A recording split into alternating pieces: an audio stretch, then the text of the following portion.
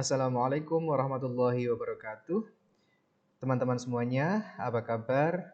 Hari ini kita berjumpa lagi pada pertemuan kedua, dan pada pertemuan kali ini kita akan belajar dan membahas tentang issues and themes in classroom management. Jadi kita akan belajar tentang isu-isu dan tema-tema apa saja yang berkaitan dengan pengelolaan kelas, khususnya dalam language classroom management atau pengelolaan kelas bahasa. Baik, teman-teman, kita mulai pembelajarannya. Ya, there are nine topics, ya. Ada 9 topik yang biasanya berkaitan dengan isu-isu atau tema terkait dengan language classroom management. Yang pertama adalah towards an agenda for understanding classroom management. And then the second, classroom as formal context for learning. Third, institutional aspects of classroom management. Fourth, classroom as multidimensional context. The fifth, concerns and practices in classroom management. Sixth, management engagement, the effective dimension of classroom life. Seventh, pedagogy, models of teaching and classroom management. Eight, patterns of participation, managing classroom talk. And then the last, the ninth, teachers knowledge and classroom management.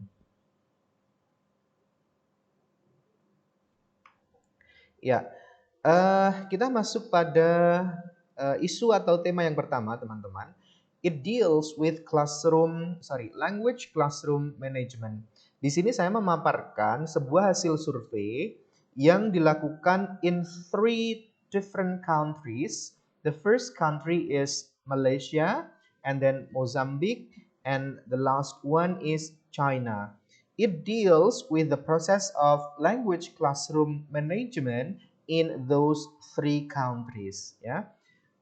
Kemudian the aspects that had been observed are the use of space, the use of time, language data, resources, interactions, and atmosphere. Jadi di sini ada 6 aspek yang diobservasi oleh penulis buku, ya.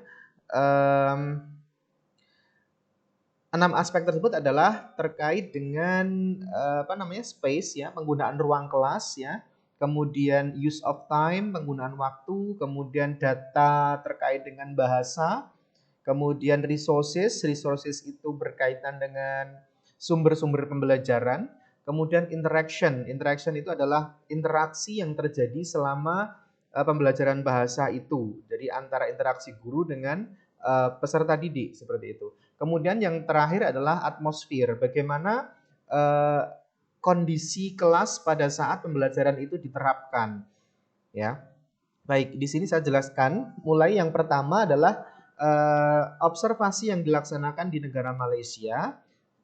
Di sana, ya, penulis menemukan bahwa student sitting at front of class by teacher also sitting, children move to individual desk. Jadi di sana itu siswanya itu duduk, ya, di depan kelas, ya, bersama juga dengan gurunya yang juga posisi duduk. Kemudian siswa pindah ke meja mereka masing-masing. Ini terkait dengan penataan ruang yang ada di kelas bahasa yang ada di Malaysia, yang mana ini adalah di tempat yang diobservasi oleh penulis, ya.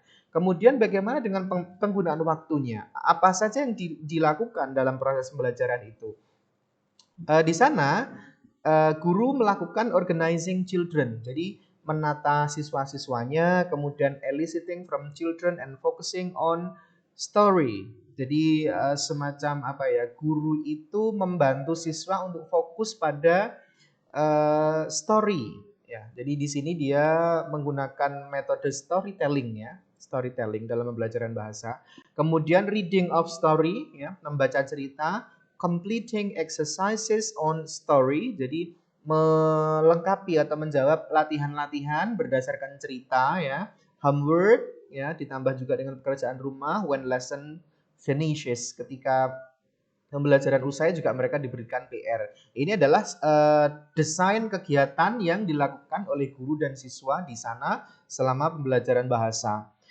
Kemudian data yang terkait dengan bahasa, di sini si guru ya mengajarkan bahasa tadi melalui 3 hal. Yang pertama adalah story, melalui cerita, baik itu guru yang bercerita langsung atau mungkin siswanya juga membaca cerita seperti itu. Kemudian exercises, mengerjakan latihan-latihan yang mana latihan itu jawabannya ada pada cerita.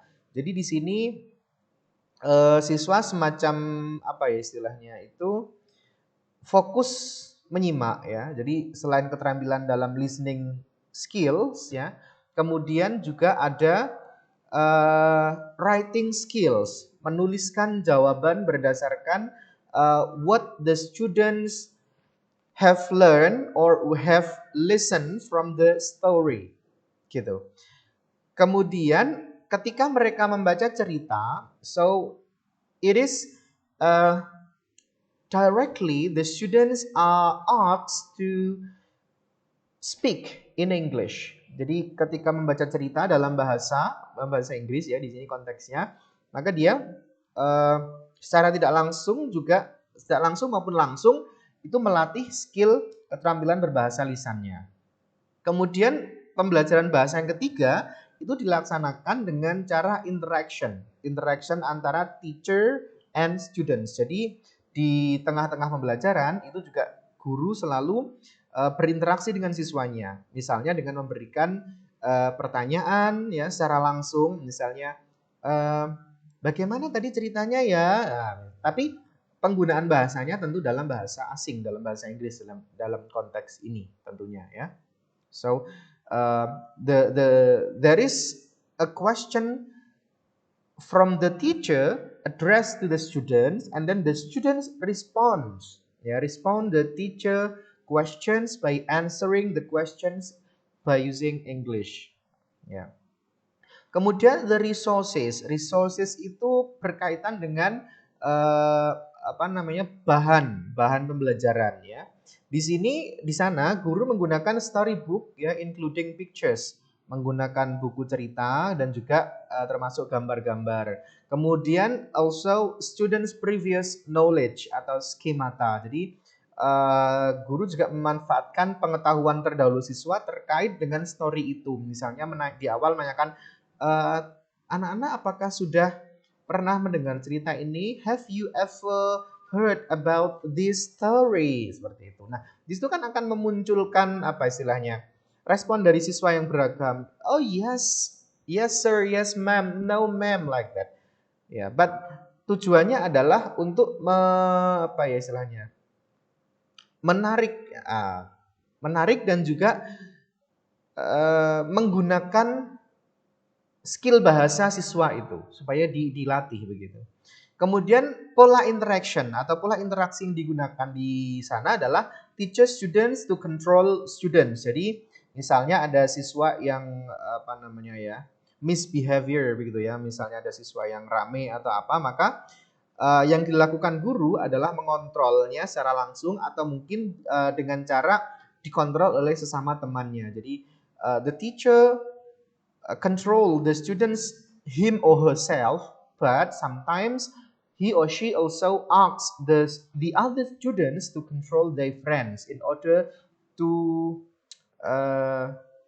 keep quiet and also follow the lesson well. Kemudian interaksi yang kedua adalah teacher elicits from students. Jadi guru melakukan langkah-langkah yang bisa yang bisa mendistract konsentrasi siswa. Jadi hal-hal yang bisa memecah konsentrasi siswa di sana itu sebisa mungkin diminimalisir oleh gurunya. Kemudian teach students to change seating and do exercises. Jadi interaksi atau komunikasi yang digunakan juga diantaranya adalah untuk mengatur tempat duduk siswa dan juga untuk menginstruksikan mengerjakan tugas-tugas seperti itu. Jadi ada 3 hal itu. Kemudian atmosfer itu adalah suasana kelas di sana. Di sana terlihat excited student, jadi siswanya itu excited gitu ya. Kemudian focus on task, siswanya juga fokus terhadap penugasan and business like. Dalam artian dia mengikuti instruksi atau arahan dari guru dengan baik. Ini adalah sedikit gambaran tentang language classroom management yang ada di Malaysia. Kemudian the second country is from Mozambique ya. Mozambican example.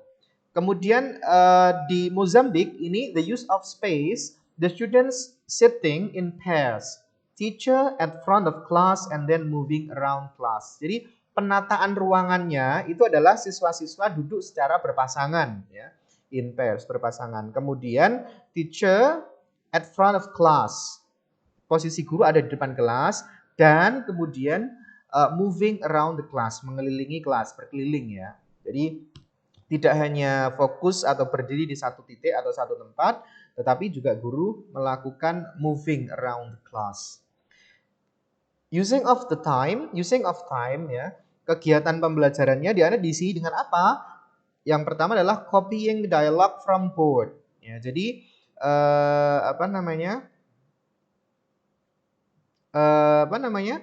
guru itu menyediakan dialog, kemudian dia menuliskan di papan seperti itu. Jadi the focus is on conversation.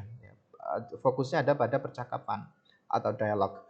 Reading dialogue aloud. Kemudian tekniknya dia menggunakan reading aloud. Jadi siswa mungkin membaca dialog tersebut dengan keras ya, tentunya dengan setelah pemberian contoh yang dilakukan oleh guru.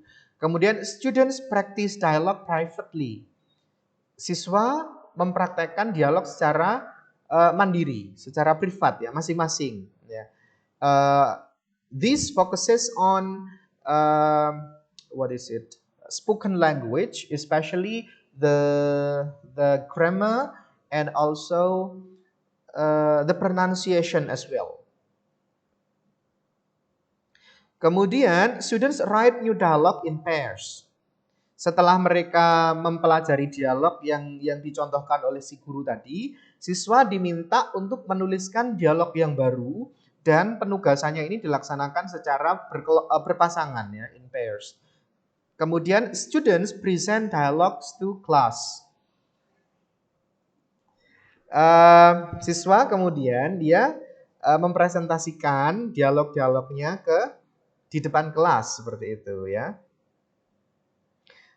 Maksudnya yang dipresentasikannya adalah dialog yang ditulis secara berpasangan tadi, bukan dialog yang dibuat oleh guru. Jadi di sini pertama kali adalah semacam ada modeling ya, modeling yang diberikan oleh guru, kemudian siswa mempelajari dari model tersebut ya, modeling of text tersebut ya. Kemudian siswa join construction of the text, membuat teks secara bersama-sama dengan partnernya, dalam hal ini adalah berpasangan dua orang, kemudian mempraktikannya seperti itu.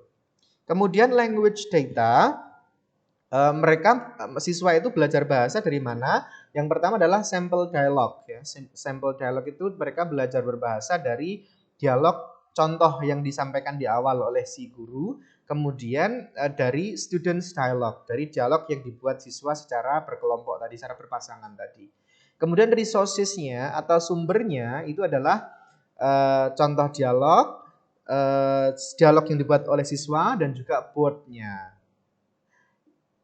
Kemudian interaksi yang diterapkan di sana adalah teacher gives instruction to students, retask. Jadi guru memberikan instruksi kepada siswa untuk apa istilahnya ya, membuat kembali. Nah tadi kan ada students write new dialogue in pairs gitu ya. Kemudian students in pairs and to whole class. Jadi dilakukan secara berpasangan dan dipraktikkan ke seluruh kelas gitu. Itu interaksinya. Kemudian atmosfer di sana atau suasana kelas ketika pembelajaran adalah orderly, control and business-like. Orderly itu maksudnya adalah sesuai dengan arahan dari guru, control, terkontrol seperti itu. Kemudian negara yang ketiga yang diobservasi oleh penulis adalah di Cina ya. Use of space-nya students in rows. Siswa berjajar dalam satu baris, dalam baris beberapa baris ya. Bukan satu baris, in rows, ini beberapa baris. Teacher stands at front, sedangkan gurunya berdiri di depan. Itu penataan ruangnya ya, penataan ruangnya. Kemudian use of time-nya, teacher gives lecture. Jadi guru memberikan ceramah. Kemudian students makes notes. Siswa mencatat dari ceramahnya guru. Students ask teacher questions for 5 to 10 minutes. Homework task set. Jadi siswa bertanya kepada guru memberi pertanyaan antara 5 sampai 10 menit. Kemudian homework task set itu adalah pemberian PR. Jadi ini apa ya? Semacam klasikal kalau di sini ya, tipenya saya lihat ya. Kemudian language datanya ini juga dari teks, berupa dari teks. Kemudian resourcesnya textbook and teaching aids. Jadi buku teks dan juga alat peraga pembelajaran. Kemudian interactions-nya, teacher exchanges greetings with students. Jadi ya interaksinya itu terjadi ketika guru menyapa siswa, kemudian siswa menjawab sapaan dari guru. Kemudian question or answer session, pada saat sesi tanya jawab itu juga terjadi interaksi. Dan juga teacher speaks to students, dan juga terkadang guru itu berbicara kepada siswa, dan biasanya not to all students, but when the teacher finds a certain students and he or she is interested to talk to the students, then the teacher will talk to the students. Gitu. Kemudian atmosfernya adalah cordial, ya. Cordial itu di sini apa ya istilahnya? Adanya keramahan ya, ramah tamah begitu, dalam artian ya suasana yang harmonis lah, and business like. Ya, ini adalah gambaran dari language classroom management yang ada di negara Malaysia, Mozambik, dan Cina. Tapi ini adalah sudah dilakukan beberapa tahun yang lalu, sudah lama ya, more than 20 years ago. Dan sangat dimungkinkan, dan saya yakin bahwasanya sekarang juga language classroom management itu di negara-negara tersebut sudah berbeda. Bahkan di negara kita sendiri ya, di Indonesia, language classroom managementnya juga sudah berkembang seiring berkembangnya waktu. Terlebih lagi pada saat sekarang ini yang mana pembelajaran klasikal atau pembelajaran konvensional tatap muka itu sudah jarang digunakan, dan the trend is online learning. Jadi tentunya juga itu akan memberikan dampak tersendiri terhadap language classroom management. Jadi bagaimana yang biasanya kita memanage kelas secara konvensional, kemudian tiba-tiba kita harus berubah memanage kelas secara online seperti itu. Core elements of classroom management ini adalah unsur-unsur utama yang ada di manajemen kelas. Yang pertama adalah time and space. Kita lihat gambar ini teman-teman ya.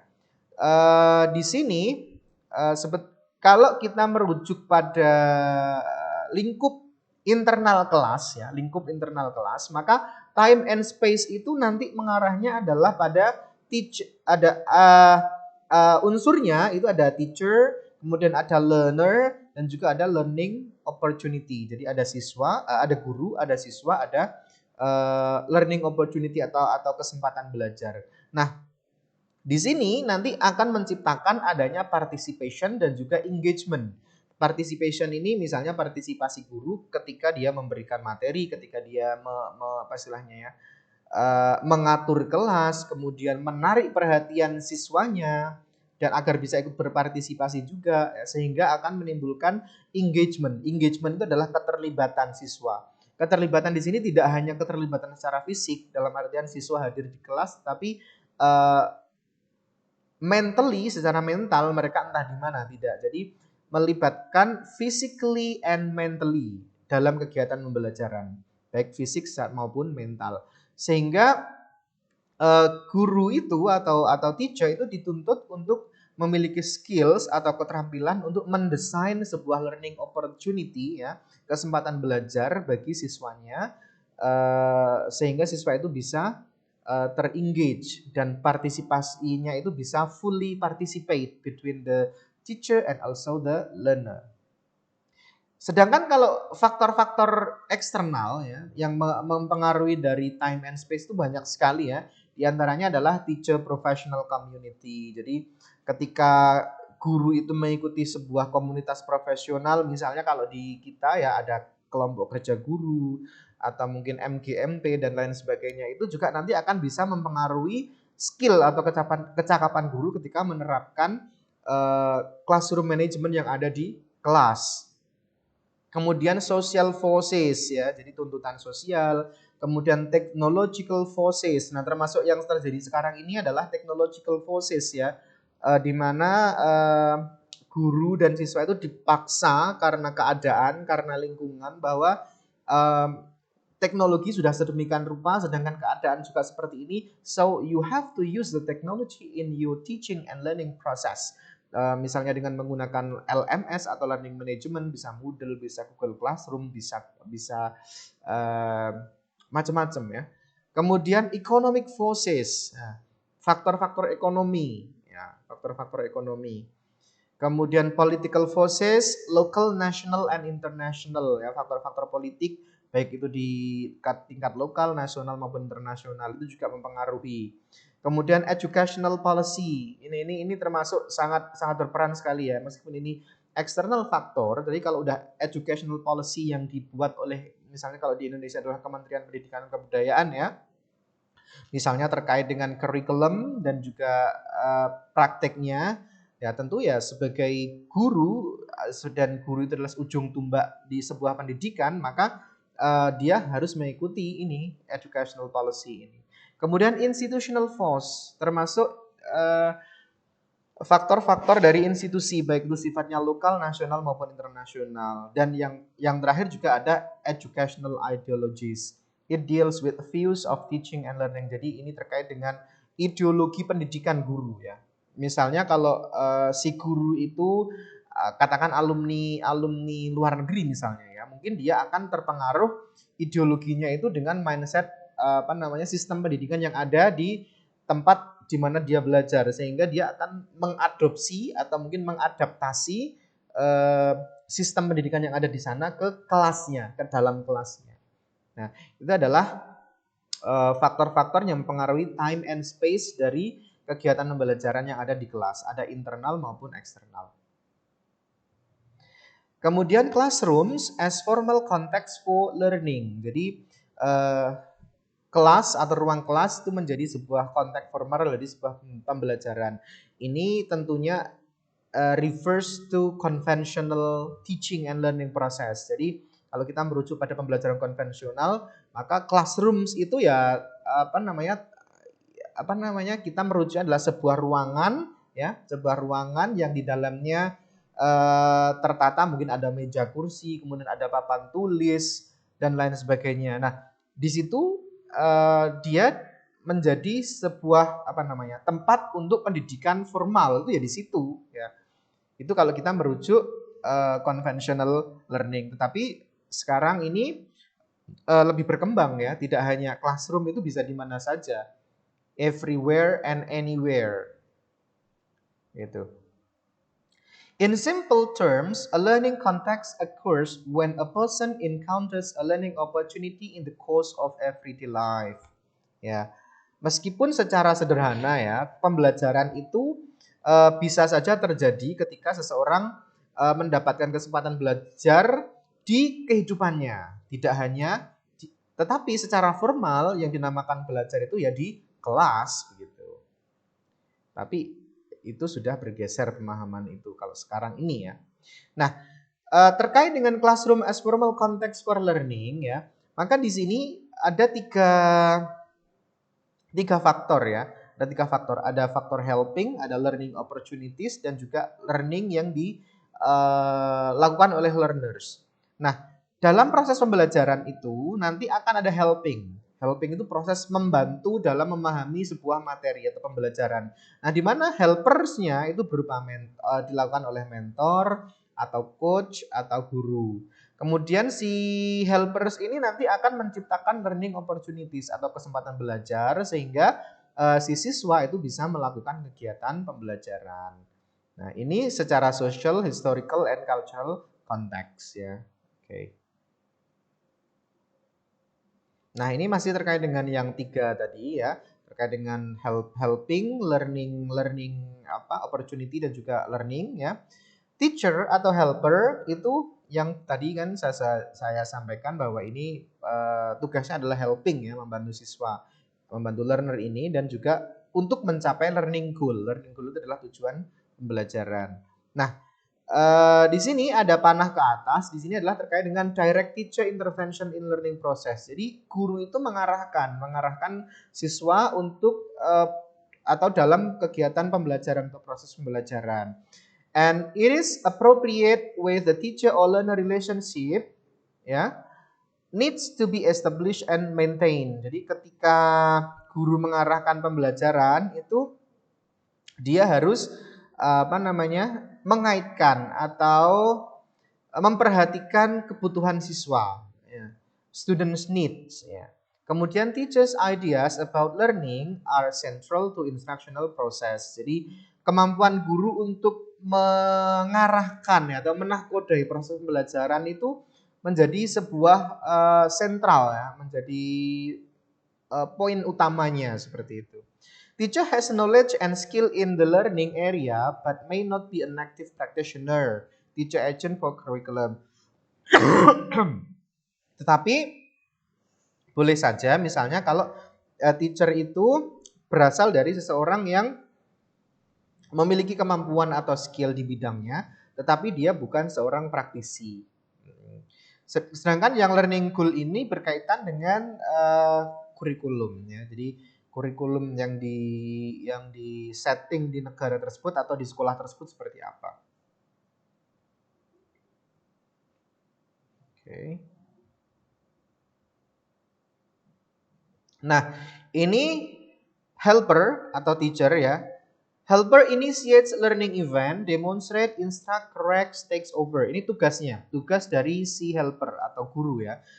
Tugasnya adalah untuk menginisiasi pembelajaran ya, kemudian mendemonstrasikan, menginstruksikan, membenarkan, dan juga mengambil alih ketika misalnya terjadi kericuhan atau mungkin problem in classes seperti itu.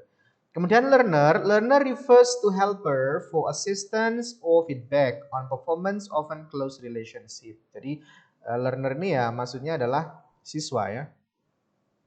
Kemudian helper is expert or practitioner of learning goal or is knower. Jadi yang sebagai helper ini adalah seorang ahli dalam artian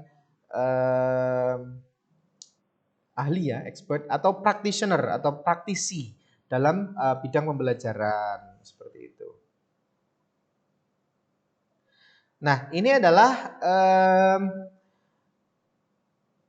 terkait dengan proses pembelajaran yang terjadi. Apakah dia itu masuk kategori formal atau informal begitu ya. Nah, di sini di sebelah kiri ini less, jadi semakin ke kiri ini semakin kurang formal dan semakin ke kanan jadi semakin formal. Misalnya begini, learning in life, incidental learning in everyday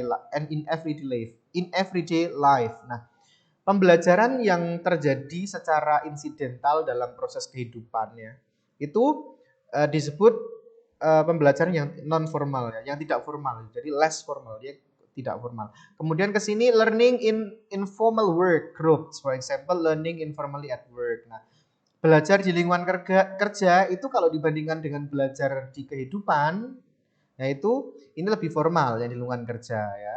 Kalau apprenticeship in craft or occupation, structure and guided on the job learning. Jadi Kalau misalnya magang atau mungkin bekerja dalam bimbingan, belajar dalam bimbingan. Nah, itu juga lebih formal lagi. Lebih formal lagi. Kemudian yang paling formal itu adalah formal education with a set curriculum typically in a classroom. Kalau yang dinamakan pendidikan yang formal, yang benar-benar formal itu ya pendidikan yang terjadinya di kelas yang ada kurikulumnya begitu. Yang mana kurikulumnya itu juga tidak disahkan oleh pembuat kebijakan dalam hal pendidikan yang ada di negara tersebut. Gitu. Ya, di sini learning occurs in a variety of context, emergent and design, informal and formal. Jadi pembelajaran itu terjadi dalam konteks yang bervariasi dan juga pembelajaran itu sifatnya dia diciptakan, dimunculkan dan didesain baik secara informal maupun secara formal. The levels of design and formality vary according to relationships between people, the learning goals and any helpers who are present in the learning context. Tingkatan dari desain atau formalitas pembelajaran itu pun juga bervariasi tergantung dari relationship between people, hubungan antara orang. Kalau misalnya tadi hubungannya antara guru dan siswa, maka sudah pasti adalah sangat formal sekali. Tetapi kalau hubungannya adalah misalnya mentor dengan pegawai yang dimentori, misalnya di lingkungan kerja, itu sifatnya kurang formal kalau dibandingkan dengan yang di kelas antara guru dan siswa. Terus kemudian misalnya belajar bersama anggota kelompok di tempat kerja, tidak ada mentor khusus misalnya, itu levelnya juga di bawah yang level formalitasnya di bawah yang dimentori. Kemudian yang tanpa adanya mentor, pembelajaran yang terjadi secara insidental, nah itu berarti malah tidak formal lagi gitu. Ini level dari formalitas pembelajaran, kegiatan pembelajaran ya. Classrooms are the essential locus of formal education and are open to a wide variety of social, economic, and political influences because the purposes of formal education are open to change and are frequently contested. Ya, jadi kalau di sini disampaikan bahwasanya kelas itu menjadi istilahnya pendidikan formal yang utama begitu ya. Karena dia terbuka untuk semua kalangan sosial, semua kalangan ekonomi, politik, dan lain sebagainya. Kemudian classroom management involves mediation of these external or hidden influences as well as the day-to-day management of immediate encounters. Sedangkan manajemen kelas di sini melibatkan mediasi ya, mediasi itu perantara antara pengaruh eksternal dan juga internal seperti itu. Finally, formal schooling has discursive consequences which affect classroom management practices in fundamental ways. Oke, kemudian kita masuk pada institutional aspect of classroom management. Nah, di antaranya adalah the spatial dimension. Jadi dimensi spasial dalam artian dia merujuk pada penataan space atau ruang kelas. Nah, penataan ruang kelas ini pun ada macam-macam bentuknya ya, teman-teman.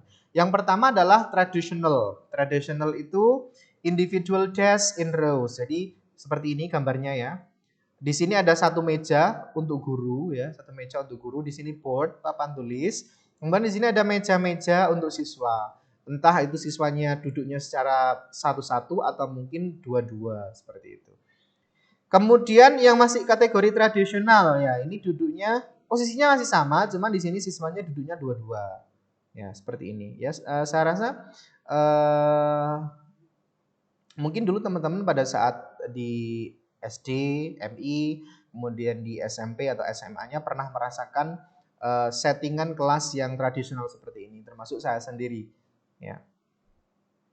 Kemudian yang ketiga adalah model restoran ya, model restoran. Jadi ada guru di depan pojok, kemudian ada board papan tulis, kemudian siswanya itu dibuat berkelompok. Jadi satu kelompoknya bisa terdiri 4 atau 5 mungkin ya. Seperti ini, meja. meja 1 atau meja 2 digabung menjadi satu, kemudian siswanya duduk di satu kelompok ini. Kemudian ada 1, 2, 3, 4, 5 dan seterusnya. Menyesuaikan dengan jumlah siswa yang ada di kelas tersebut. Ini kan seperti meja restoran ya, maka disebutnya dengan model restoran. Yang ketiga adalah yang keempat adalah model island. Model island.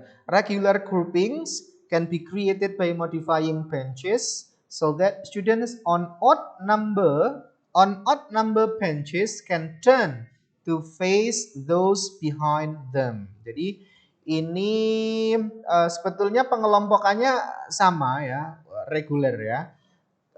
Tetapi bisa juga dengan memodifikasi bangkunya, yang mana siswa dengan yang ada di nomornya ganjil, nomor absensi ya biasanya ya, bisa turn to face those behind them. Maksudnya apa ya? Di sini nanti antar ini dan ini itu nanti kayak bersingkuran gitu ya. Nah, seperti inilah gambarnya. Ini gambarnya. Kemudian yang kelima ada tipe horseshoe. Jadi popular in higher education ya. Biasanya di perguruan tinggi ya. Ada guru atau dosennya di tengah. Di sini ada board, papan. Kemudian dia dibentuk letter U, mejanya dibentuk letter U dan siswanya atau mahasiswanya duduk di sini. Seperti huruf U begini. Kemudian yang keenam adalah model seminar. Model seminar ini biasanya mejanya selain bentuknya persegi panjang atau mungkin biasanya yang kayak oval gitu ya. Bisa oval, bisa persegi panjang. Kemudian guru atau dosen ada di tengah-tengah sini. Kemudian siswanya atau mahasiswanya di sini. Ya. A variant is when the teacher sits on the long side of the table or cabinet meeting. Kemudian yang ketujuh adalah laboratory, ya, tipe laboratorium. Layout determined by fixed installation of equipment. Jadi layoutnya ini biasanya sudah fix ya, didesain karena memang penyetingan lab seperti itu. Kemudian yang kedelapan, looking out, typically a configuration in a computer room where access to power sources dictates layout. Jadi ini biasanya model-model seperti ini adanya di lab komputer ya. Di lab komputer yang mana meja-meja itu diatur berdasarkan letak dari power supply-nya atau colokannya itu di mana, mengikuti colokan seperti itu. Nah. Kemudian yang kesembilan adalah model circle. Typically chairs only or standing. Jadi ada guru di sini, kemudian siswa duduk melingkar, membuat lingkaran. Bisa duduk, bisa berdiri. Ya, seperti itu. Biasanya di sini nggak pakai meja kalau model circle ini. Sedangkan yang 10 adalah model story. Ya, semicircles of listeners surround the storyteller who is typically seated. Nah, jadi misalnya ini cocok kalau misalnya untuk model pembelajaran bahasa dengan storytelling ya. Jadi gurunya atau storytellernya itu ada di tengah seperti ini, kemudian siswa membentuk setengah lingkaran gitu duduknya. Kemudian chevron occasionally seen in lecture theaters or laboratories. Nah, model seperti ini. Ini kayak di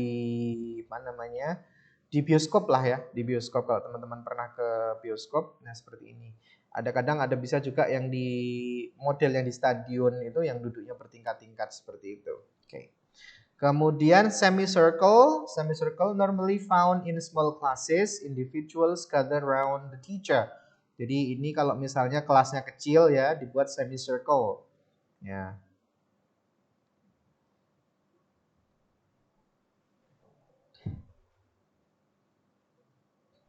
Oke, selanjutnya adalah classrooms as multidimensional context ya. Classroom sebagai konteks multidimensional ya. Multidimensional classrooms are home to many events and activities. Classrooms are crowded. The students have different abilities and preferences and work with a limited range of resources to reach their goals. A single event can have multiple consequences. Nah, Jadi di sini maksudnya classroom sebagai multidimensional context itu adalah karena dalam kelas itu ya, karena dalam kelas itu terdapat beragam kegiatan dan aktivitas, itu satu. Kemudian dalam kelas itu biasanya crowded. Kemudian students have different abilities and preferences and work with limited range of resources to reach their goal. Sedangkan kemampuan siswa dan juga kesukaan siswa itu pun beragam dan dia memiliki apa namanya ya, limited range, kemampuan yang terbatas untuk mencapai tujuan pembelajaran itu, sehingga dia memerlukan satu orang atau lebih untuk mengarahkan mereka agar mencapai learning goals. Simultaneous, many things occur at the same time. Different people are doing different things in parallel. Doyle notes that simultaneity increases when a whole class organization is changed to small groups. Nah, disebut simultaneous karena di dalam kelas itu pada satu waktu itu terjadi kegiatan atau yang kegiatan yang bersamaan dan waktunya bersamaan juga. Kegiatannya berbeda tapi waktunya bersamaan. Ya. Kemudian immediacy, events in classrooms happen quickly as well as simultaneously. People thus have little time to think before they act. Ya, kemudian unpredictability, classrooms even take unexpected turns. Because there is so much interaction, it is very difficult to predict how activities will happen on different days with different groups. Publicness, classrooms are public arenas. Almost everything is visible or audible to most people present. This can amplify the effect of particular events. And then history, classrooms groups meet regularly over long periods and thus accumulate a common store of mutual experiences, routines, rituals, and norms of behavior. Doyle points out that the early meetings of classroom groups often shape future events. Ini menurut Doyle tahun 1986.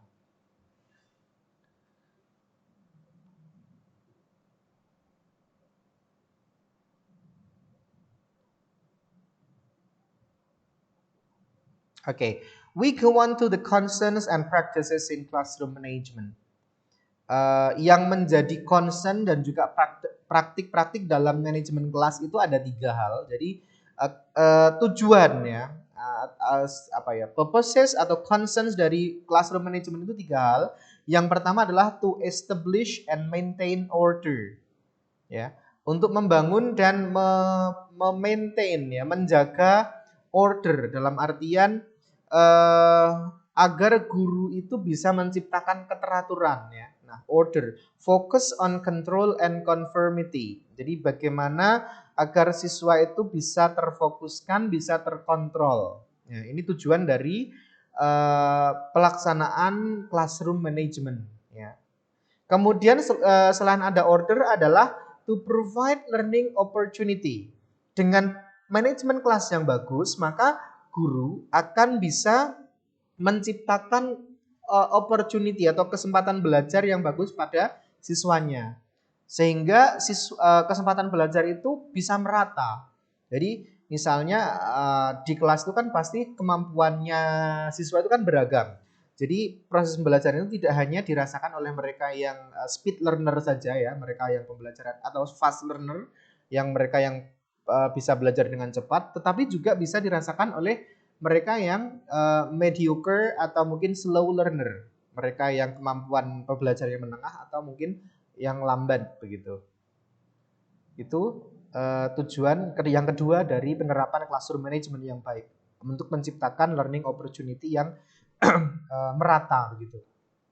Kemudian yang ketiga adalah to create a context of care. To create a context of care. Jadi untuk menciptakan kepedulian. Seperti yang saya sampaikan tadi bahwa the students are different ya in a class ya. Students background, students ability and also students skills ya, itu kan berbeda-beda. Bahkan mereka juga they come from different economic levels, They come from different what is it? Educational background level of their parents are also different. Jadi latar belakang pendidikan orang tuanya itu berbeda-beda, kemampuan ekonomi orang tuanya pun berbeda-beda, sehingga ini juga menciptakan atau this leads to the different students come into one class. Jadi siswa yang ada di kelas itu beragam gitu. Makanya classroom management itu harus disetting sedemikian rupa sehingga menciptakan keadilan dan kesamarataan dalam hal pelayanan pembelajaran, sehingga ini merujuk pada care, kepedulian guru kepada seluruh siswa yang ada di kelas itu, seperti itu. Ya, kemudian teachers and classroom management task, ya. Guru dan tugas guru dalam classroom management, ya. Teachers classroom management practices di sini terbagi menjadi 3. Yang pertama adalah institutional, professional, dan personal individual. Ya. Mohon maaf, ini bukan ini ya. Iya, maksudnya yang hal-hal yang mempengaruhi classroom management yang diberikan oleh guru, atau skill dari guru dalam classroom management itu dipengaruhi oleh 3 hal ini: institutional, professional, dan juga personal individual. Yang pertama adalah institutional. Ini terkait dengan kurikulum, ya, atau kebijakan-kebijakan pendidikan, dan juga terkait dengan ideologi dari manajemen yang ada di sekolah tersebut atau di lembaga tersebut. Maksudnya dalam artian ketika guru itu menerapkan classroom management, dia pasti akan terikat dengan yang namanya aturan-aturan institusi atau aturan-aturan pemerintah. Kemudian yang kedua adalah professional. Jadi dia akan dipengaruhi oleh learning and teaching yang dimiliki oleh guru, receive knowledge-nya atau teori. Jadi semakin guru itu skillful, ya, semakin dia itu terlatih, semakin expert, maka itu akan sangat berkorelasi dengan classroom management. Pengelolaan kelasnya akan semakin bagus, ya. Kemudian yang kedua adalah training education, ya. Jadi misalnya si guru itu pernah mengikuti pelatihan-pelatihan, pernah mengikuti seminar-seminar, konferensi. Nah, itu tentunya juga akan membawa dampak pada classroom management yang diterapkan oleh guru. Selain itu juga professional culture and identity-nya, ya. Kemudian yang ketiga itu dipengaruhi oleh personal atau individu dari si guru itu sendiri. Ya, diantaranya adalah ini theory and practice. Bagaimana dia menerapkan teori dari dalam praktiknya. Kemudian sense of plausibility, sense of logical. Jadi guru itu harus memiliki kepekaan terhadap logis dan tidak logis ketika menerapkan classroom management tertentu. Kemudian sense of mission, kepekaan terhadap menjalankan tugasnya. Kemudian ada self image atau dan juga self esteem. Kemudian ada perception or roles dan juga social identity status. Ini terkaitan dengan personal belief, ya.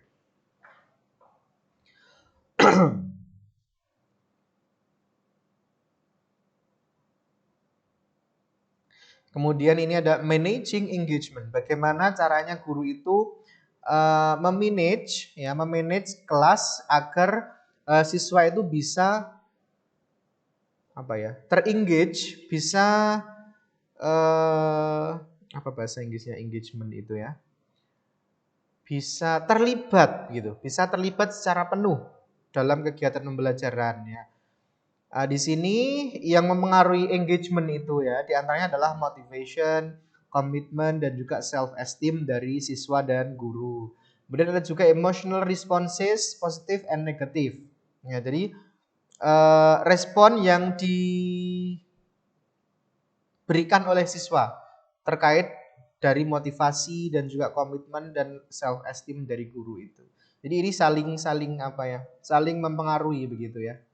Makanya anak panahnya bolak-balik, ya.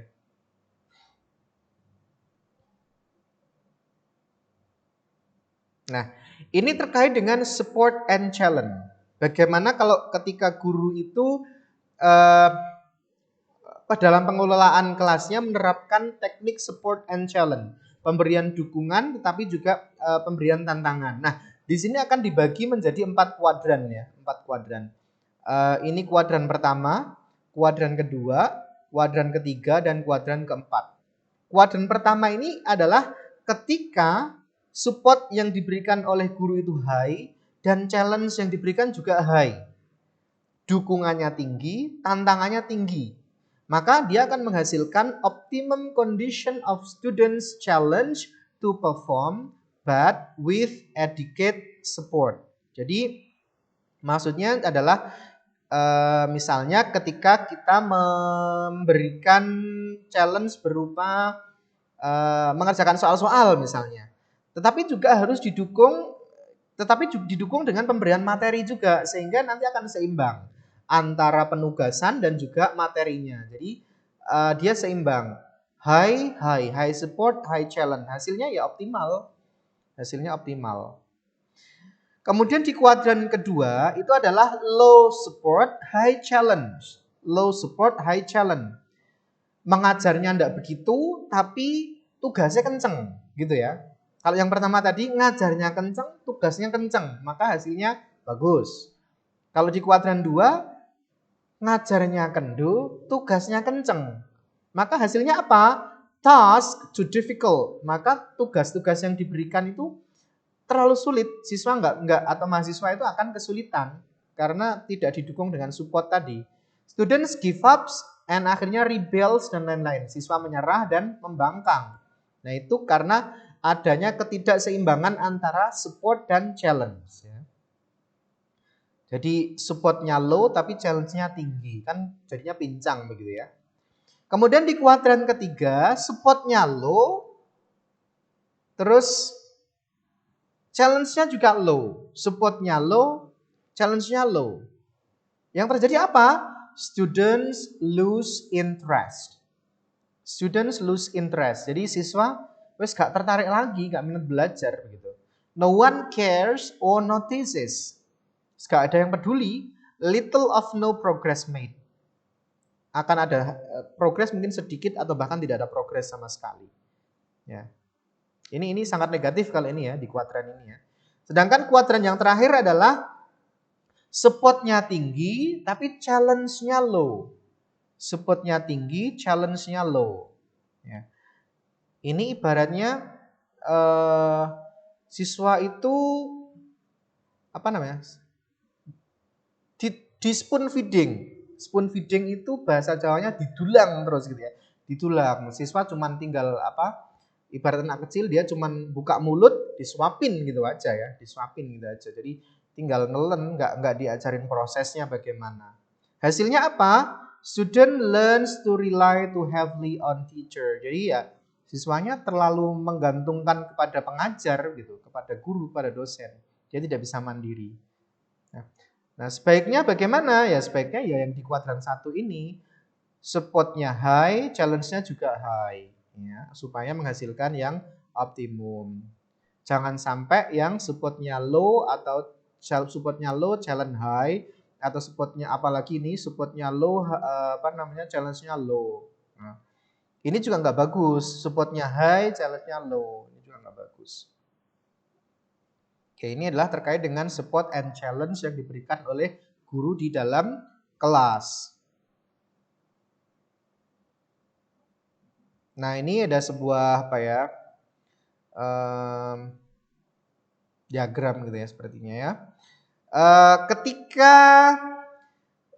more negative emotions, less mutual support, greater challenge. Apa yang terjadi? Jadi ketika emosi yang diberikan guru itu negatif kepada siswanya, kemudian kurangnya dukungan yang mutual ya kepada antara guru dan siswa, kemudian juga kurangnya tetapi challenge-nya tinggi atau greater challenge. Yang terjadi apa? Maka akan jadi chaos, disorder, kacau dan tidak adanya kepatuhan dari siswa kepada guru. konflik. Kemudian kalau yang di garis mendatar ini, ya, ketika kita memberikan more positive emotion, sebagai guru kita memberikan positive emotion, greater mutual support, ya, memberikan dukungan mutual yang baik, yang lebih, dan juga less challenge. Tapi challenge-nya itu kurang, maka yang terjadi adalah collusions, cosines. Ini kayak semacam apa ya? Ya kurang bagus juga sebetulnya ya. Kurang bagus juga. Akhirnya siswa jadi kayak apa ya? Menggantungkan atau melakukan collusion, cosine, persekongkolan gitu ya. Yang ini juga efeknya sebenarnya negatif gitu. Nah, yang bagus bagaimana? Ini terjadinya di titik tengah ini. Persimpangan antara kedua sisi ini, di titik tengah ini. Berarti ya positive emotionnya juga cukup, kemudian mutual supportnya juga cukup, challenge-nya juga cukup. Maka dia akan menghasilkan sebuah harmoni, ya, keharmonisan yang ada di dalam kelas begitu. Nah, kemudian berikutnya yang masih terkait dengan issue and themes in classroom management adalah pedagogy, models of teaching and classroom management. Pedagogy itu adalah everything which deals with teaching and learning process. Jadi kemampuan pedagogis itu misalnya kemampuan guru dalam mengelola kelas begitu ya. Kemudian models of teaching ya, model pembelajaran dan juga pengelolaan kelas. Nah, di sini ada tiga hal. Yang pertama adalah model collaboration. Pertama ini dulu. Model transmission. I tell you. Didactics or instruction. Ini guru hanya memberikan instruksi kepada siswa. Jadi transmission itu informasi atau pengetahuan diberikan oleh guru kepada siswa. Misalnya ini contohnya adalah ceramah begitu ya, metode ceramah. Kemudian yang kedua ada model exploration. Exploration. You find out for yourself. Discovery. Jadi siswa dibimbing oleh guru dan siswa itu melakukan eksplorasi secara mandiri tetapi di bawah bimbingan. Tetap under the teacher guidance. Ini keliru ya. Dia melakukan eksplorasi sendiri, mandiri ya. You find out for yourself. Jadi siswa itu melakukan eksplorasi pembelajaran sendiri. Ya. Kemudian yang ketiga adalah collaboration. We engage in talk or dialogue. Jadi dalam artian ini ada kolaborasi antara siswa dengan guru. Nah, sebagai pengajar yang baik, tentunya kita harus bisa menggabungkan ketiga model ini. Ya ceramah, ya iya, ya eksplorasi, ya iya, kolaborasi juga iya. Sehingga nanti akan menghasilkan proses pembelajaran yang baik dan insya Allah juga output siswanya juga akan baik. Kemudian selanjutnya adalah patterns of participation, managing classroom talk. Nah ini kaitannya dengan classroom talk. Model percakapan guru dan siswa yang ada di kelas. Nah ini contohnya misalnya ada model IRF, Initiation, Response, Feedback. Jadi initiation itu timbulnya bisa dari, kalau umumnya ya initiation itu dari guru, kemudian responnya itu dari siswa, feedbacknya dari guru. Misalnya begini, guru memberikan pertanyaan kepada siswa, anak-anak ini apa? Kemudian yang ditanya akan menjawab, siswa akan menjawab, oh itu pulpen. Kemudian guru memberikan feedback, ya ini pulpen. Kalau jawabannya benar, atau responnya siswa tadi benar. Atau feedbacknya bisa jadi membenarkan, misalnya siswa menjawab itu spidol, maka responnya feedbacknya guru adalah oh bukan, anak-anak ini bukan spidol, ini adalah pulpen. Nah itu adalah contoh pola IRF ya. IRF, initiation, response, feedback. Initiation dimulai oleh guru, respon dari siswa, feedback dari guru lagi. Ini model dari classroom talk, model IRF misalnya. Kemudian bisa juga dengan initiating and responding. Dalam artian question and answer. Question and answer. Guru memberikan pertanyaan, siswa menjawab. Nah, ini sebetulnya mirip dengan IRF, cuman bedanya di sini tidak ada feedback komunikasinya. Kemudian ada responses and feedback. Ada respon dari siswa, diberikan feedback. Turn taking and the local management of classroom talk. Ada pola turn taking. Turn taking itu adalah pola pengambilan giliran. Kapan guru bicara, kapan siswa bicara. Dan ada juga pola teacher monologue. Dalam artian guru yang menjelaskan terus begitu, kemudian siswanya pasif. Ya. Nah, ini sekarang yang terjadi pada saat ini ya. Managing participation online. Nah, kalau pembelajaran online itu bagaimana? Cara memanage partisipasi siswa itu bagaimana? Ya. Managing online teaching and learning raises many of same issues facing pedagogy in conventional classrooms. Most significantly in the view of learning underlying any specific pedagogy and the ways in which participation is managed. Ya. Jadi tentunya ya, ketika kita memanage pembelajaran online itu berbeda ketika kita memanage pembelajaran offline atau tatap muka atau konvensional. Misalnya ketika pembelajaran itu dilaksanakan secara sinkronus ya, synchronous learning itu artinya pembelajarannya secara online dan langsung sinkron antara siswa dan guru itu sinkron. Misalnya ketika kita melakukan kegiatan via Google Meet atau via Zoom gitu ya. Nah, maka tentunya saya akan memanage partisipasi siswa itu berbeda ketika saya memanage partisipasi siswa dalam pembelajaran kelas tradisional. Ya, ini mungkin memang agak sedikit susah ya karena siswanya di mana, gurunya di mana begitu. Wong kadang siswa disuruh nyalakan kamera aja mereka susahnya minta ampun gitu ya. Karena kadang posisinya sedang di sini, ada yang sambil di pasar, ada yang sambil mungkin sambil masak, sambil apa macam-macam begitu. Sehingga relatif susah untuk memanage kelas online itu.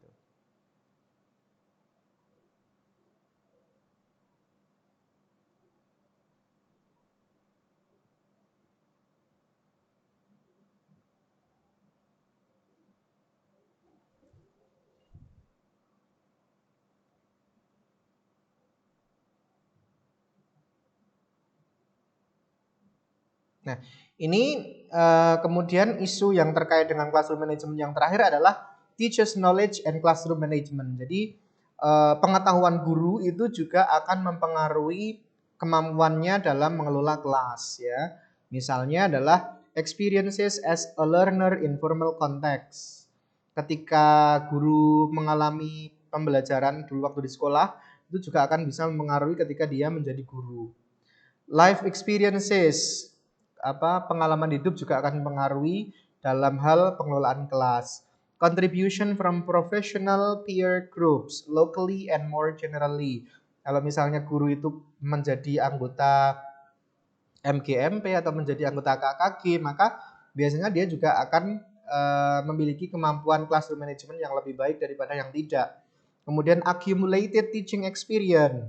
Maksudnya adalah semakin lama guru itu pengalamannya mengajar, maka biasanya juga kemampuan dalam classroom manajemennya juga akan semakin bagus. Jadi faktor pengalaman. Yang terakhir adalah type and content of professional training. Jadi kalau dia pernah ikut pelatihan, pernah ikut workshop, pernah ikut seminar atau conferences, ya yang kaitannya dengan pengelolaan kelas ya atau pembelajaran, maka itu juga bisa menjadi nilai tambah tersendiri bagi guru itu dalam kemampuannya mengelola kelas seperti itu. Ya, demikian tadi teman-teman terkait atau materi terkait dengan issues and management in classroom management. Terima kasih atas perhatian dan partisipasinya. Saya akhiri. Wassalamualaikum warahmatullahi wabarakatuh.